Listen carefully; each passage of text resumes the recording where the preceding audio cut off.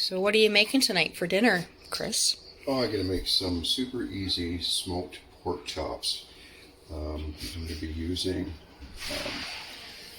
steak spice, and that's about it.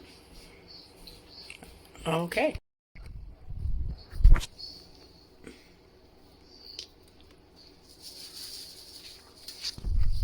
a little bit on there. And then I'm going to put chops. Those are really nice thick chops. Gosh, like what are they, like an inch, inch and a half? And just bring some on the other side. And going to wait for the smoker to get up to temperature and throw them on.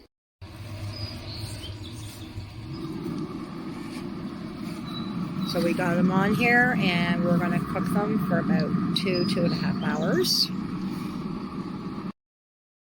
Smoked chops are done and pierogies on the side. Nice and easy. Looks really good.